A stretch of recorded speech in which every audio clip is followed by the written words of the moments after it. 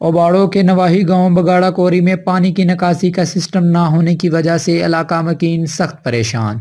इस मौके पर इलाका मकीनों ने एहतजाज करते हुए मीडिया से बात करते हुए ओबाड़ों के मौलाना नेक मोहम्मद, मौलाना अजीजुल्लाह और दीगर ने कहा कि हमारा गांव को जानबूझकर नज़रअंदाज किया जा रहा है।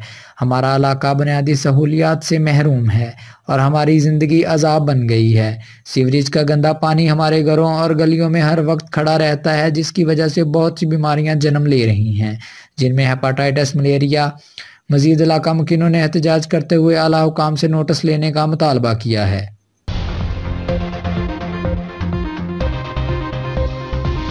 सरा के मकाम पर एक खूबसूरत झील तकरीबन 80 केनाल के रकबा पर मुश्तमिल है। झील में पानी की सतह में बतदरीज कमी की वजह से झील के इर्द गिर्द सरसब्ज व शादाब मैदान बन चुके हैं। माफिया ने इस सरकारी रकबा पर नजरें जमा ली हैं। फरीद फानी, राजा आज़ाद और दीगर ने झील के बड़े हिस्से पर फलदार दरख्त लगा रखे हैं।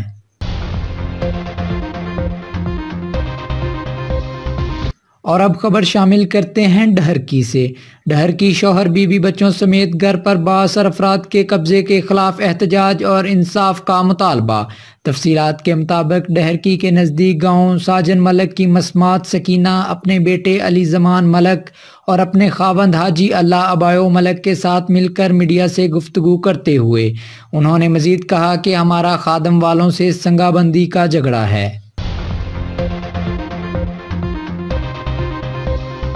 अवाम हमदर्द फाउंडेशन के बानी सरदार इलियास साहब की डीसी मानसहरा से मुलाकात और मानसहरा प्रेस क्लब का दौरा। रिपोर्ट हक नवाज, ब्यूरो चीफ, मानसहरा, शनक्यारी। अवाम हमदर्द फाउंडेशन के बानी चेयरमैन रिटायर्ड कर्नल सरदार इलियास साहब ने डीसी मानसहरा से मुलाकात की और अवाम हमदर्द फाउंडेशन की तरफ से कसीर तादाद में मास्क का तोहफा भी पेश किया। इस मौका पर डीसी साहब मानसहरा ने कर्नल इलियास साहब को मुकम्मल ताअवुन की यकीन दहानी भी करवाई। तो आपकी ऑथराइजेशन के बाद then DPO and police and everything. So Ladi Hospital with we had a big medical camp with the 7-8 doctors. वो बड़ी तादाद पूरी करें। क्योंकि कल मैं हो सकता है 144 लगा दूँ। ठीक है जी। एक दो पैक्स ला देना। आप अगेन नहीं फोटो लगा। With this all precaution. इस मौका पर अवाम हमदर्द फाउंडेशन के बानी चेयरमैन सरदार इलियास साहब से मानसहरा प्रेस क्लब के मेंबरान और general secretary Mansehra press club Raja Aamir ने भी मुलाकात की और अपने तासरात से आगाह किया। अवाम हमदर्द फाउंडेशन के MD साहब कर्नल इलियास साहब इन्हें सुना अवाम वास्ते हमदर्दी के नाते तक ये मार्क्सान के देते हैं इसको सिसरानिया प्रेस क्लब की तरफ इन एक अच्छा खुशाइंद इकदाम है। अल्लाह पाक इन्हें किसी तरह बनीनो इंसान की खिदमत करना है।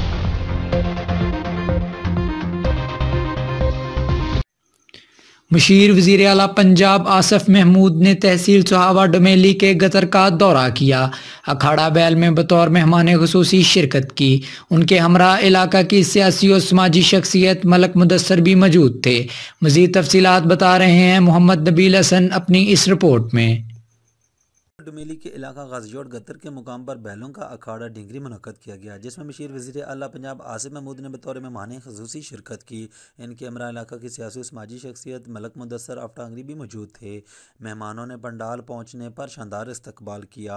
इनके अलावा इस अखाड़े में मिर्ज़ा जमशेद साबिक chairman UC Dumeli, master Ashiq Hussain साबिक चेयरमैन UC कोहाली, चौधरी जाहिद अख्तर सदर PTI ज़िला Jhelum, Syed Azhar Mahmood Zaidi general secretary PTI तहसील सुहावा, नासिर शाह सदर PTI Sohawa, Raja Babar Mahmood deputy general secretary तहसील सुहावा, चौधरी फिदाउल हक ने भी खुसूसी शिरकत की।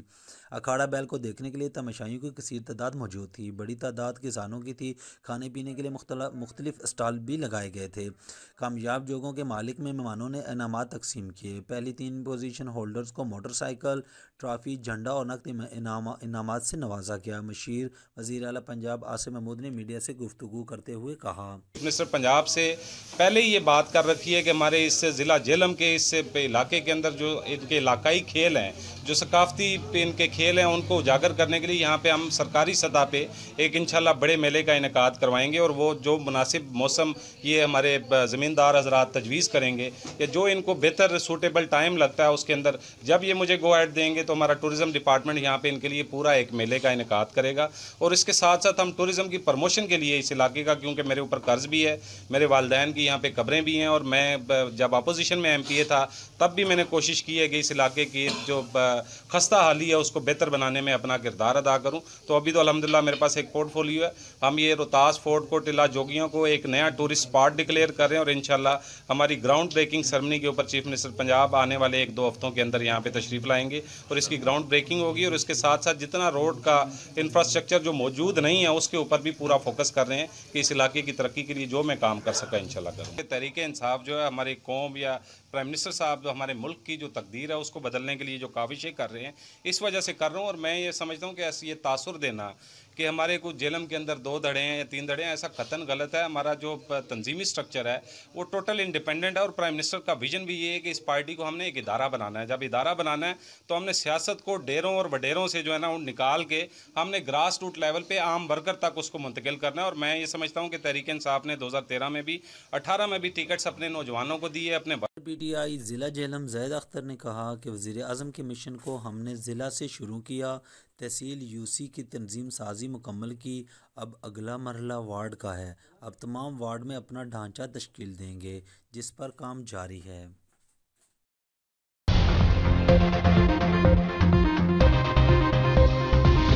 चूनिया तहसील इंतज़ामिया काबज़ीन माफिया से सरकारी ज़मीन को वागज़ार करवाने के लिए मुतहरिक हो गई। 2866 कनाल सरकारी ज़मीन को कब्ज़ा माफिया से वागज़ार करवा लिया गया। असिस्टेंट कमिश्नर चूनिया अदनान बदर की कार्रवाइयाँ जारी। असिस्टेंट कमिश्नर चूनिया अदनान बदर का तहसील चूनिया के तकरीबन 18 नवाही देहाती इलाकों में सरकारी ज़मीन को वागज़ार करवाने के लिए ग्रैंड ऑपरेशन करोड़ों की ज़मीन वागज़ार करवा ली गई। 2866 कनाल सरकारी ज़मीन पर लोगों ने कब्जा कर रखा था। ज़मीन की कुल मालियत 55 करोड़ 35 लाख रुपए बनती है। असिस्टेंट कमिश्नर चूनिया ने ऑपरेशन मौजा गंब, मछाना, कितनखुर्द, खोखर अशरफ, टुट्टे, चाड़ के अर्जानीपुर और कोड़े सियाल में किया गया। जिम्मेदारान के खिलाफ FIR का अंदराज भी करवा दिया गया।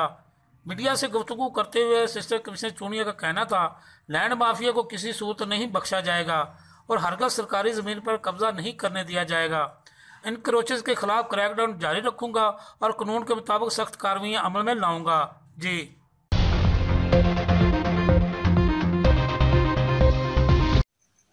आज मोर्ख 9 नवंबर 2020 को डॉक्टर मोहम्मद इलामा इकबाल का यौम पैदाइश उनके आबाई शहर सियालकोट में उनकी रिहाइशगाह वाक़या अड्डा पसरूरिया में बड़े जोशो खरोश से मनाया जा रहा है।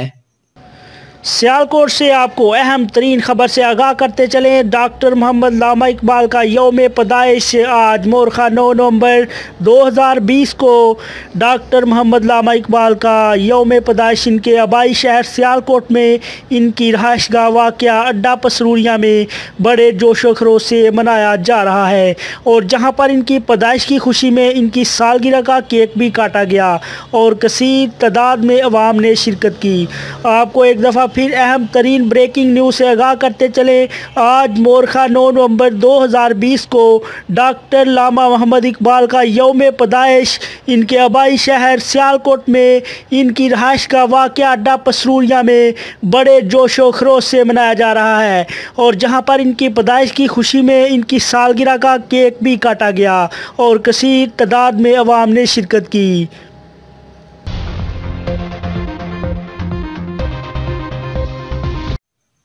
चूनिया इलाहाबाद तौहीन रसालत की सिर्फ मजम्मत काफ़ी नहीं बल्कि अमली इक़दामात उठाए जाएं। फ़्रांसीसी मसनूआत का बायकाट, फ़्रांसीसी सफ़ीर को मुल्क बदर किया जाए। कुरान और सुन्ना मूवमेंट के चेयरमैन इलामा हश्याम इलाही ज़हीर की इलाहाबाद में जलसा से खिताब। आज का जो प्रोग्राम यहाँ पे अज़ीमुश्शान मुनक्कद किया गया उसका बुनियादी तौर पे मकसद यही था कि अपनी आवाज़ हुक्मरानों तक और पूरी आलम इस्लाम तक और बल्कि पूरी दुनिया तक ये पहुँचाई जाए कि मुसलमान दुनिया के अंदर 1.5 अरब हैं। जब उनके मजहबी जज्बात को, उनके सेंटिमेंट्स को मजरूह किया जाएगा तो ये आज़ादी इजहार नहीं, ये हेट स्पीच है। जैसे आपने पूरी दुनिया के अंदर ये कवानीन बनाए हुए हैं कि एक अदलिया का जज चंद किताबें पढ़े और उसकी अगर कोई तौहीन करे तो तौहीन अदालत का लॉ लग जाता है। फ्रांस अपने अंदर अगर उसके परचम की कोई शख्स तौहीन करेगा उसके खिलाफ मुकदमा हो जाएगा। बरतानिया के अंदर मलका के खिलाफ बात करने के ऊपर तौहीन का मुकदमा होगा। इसी तरह हज़रत ईसा के खिलाफ तौहीन का मुकदमा। गोया दुनिया के अंदर ये ज़ाब्ते मुसल्लमा है कि रियासत के खिलाफ, रियासत के बानी के खिलाफ अगर कोई बात करेगा तो ये आज़ादी इजहार नहीं समझा जाएगा, ये तौहीन समझा जाएगा। तो 1.5 अरब मुसलमानों के ये बानी नहीं है किसी रियासत के, 1.5 अरब मुसलमानों के दिलों की धड़कन है। उस रसूलुल्लाह सल्लल्लाहु अलैहि वसल्लम के बारे में अगर कोई हरदा सराई करेगा, हाका छापेगा तो ये आज़ादी इजहार नहीं है, ये हेट स्पीच है। आप इस बात को क्यों नहीं फ़र्क आप इस बात के अंदर कर रहे कि हेट स्पीच में और फ्रीडम ऑफ स्पीच में फ़र्क होता है। और फ्रांस जो फ्रीडम ऑफ स्पीच का बड़ा चैम्पियन बनता है और उसने ये मुकदमा लोगों को समझाया हुआ है कि आज़ादी इजहार होना चाहिए, तो आज़ादी इंतखाब भी कोई चीज़ होती है। अगर आज़ादी इंतखाब के आपके पैरामीटर्स दिए हैं कि आप अपने ही मुल्क के अंदर हिजाब के ऊपर पाबंदी लगा रहे हैं, किस वजह से पाबंदी लगा रहे हैं, ये आपका आज़ादी इंतखाब है, ये आपका आज़ादी इजहार है कि एक औरत अपने ही जिस्म के ऊपर हिजाब लेना चाहती है, आप उसको हिजाब नहीं देना देते। आप 70 से ज़ायद मसाजिद के ऊपर पाबंदी लगाते हैं, तो गोया आपका तर्ज अमल मुनाफिकाना है। हमारा पाकिस्तानी हुकूमत से ये मुतालबा है, सबसे पहले फ्रांसीसी सफ़ीर को मुल्क बदर किया जाए। हमारे मुल्क के वज़ीर हारजा माशाल्लाह उनको यही नहीं पता कि फ़्रांस में हमारा सफ़ीर भी मौजूद है कि नहीं। और दूसरी बात ये कि ये जो फ्रांसीसी प्रोडक्ट का बायकॉट है ना, ये मुसलमान उम्मत के नौजवान अपने जज्बात से कर रहे हैं। अपनी खुद इन्होंने कंपेन लॉन्च की है, ये किसी मुस्लिम हुक्मरान ने इस कंपेन की पुश्तबानी नहीं की।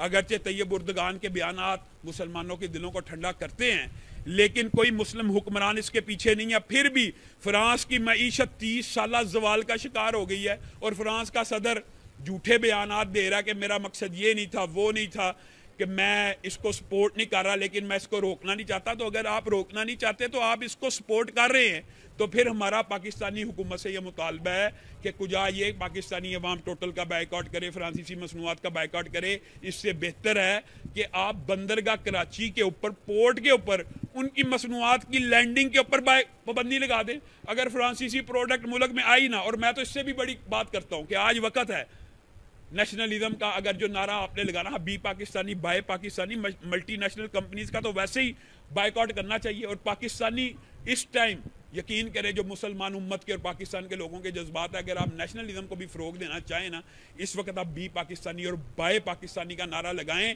तो लोग आपके पीछे चलेंगे। लेकिन किसी हुक्मरान की ये सोच ही नहीं, ना पाकिस्तान की मईशत मजबूत करने की सोच है, ना ये गौर फिक्र है, ना फ्रांसीसी मसनूआत की जितनी आ रही हैं इनके जहन में ये है कि बस आई जाएँ, फ़र्क क्या पड़ेगा। फ़र्क पड़ने ना पड़ने की बात नहीं है, ये बात भी याद रखें कि मुसलमान का ये अकीदा और नज़रिया होता है कि नतीजा जो है ना वो अल्लाह के सुपुर्द है। हम रसूलुल्लाह की खातर और अल्लाह की खातर इस प्रोडक्ट का बाइकआउट की मुहिम चला रहे हैं, जिसके अंदर आपने देखा यहाँ पे भी हज़ारों अफराद इस मुहिम के अंदर शामिल हुए। और इंशाल्लाह ये बात बढ़ती जानी है, इसने कम नहीं होना, ये बात बढ़ती चली जाएगी। और इंशाल्लाह जब भी ये मुल्क के अंदर जो छोटे छोटे मुजाहरात हम कर रहे हैं और लोगों की जेनसारी कर रहे हैं, जब हम कहेंगे इंशाल्लाह बड़ी कॉल देंगे तो मिलियन मार्च भी इस बारे में ज़रूर होंगे।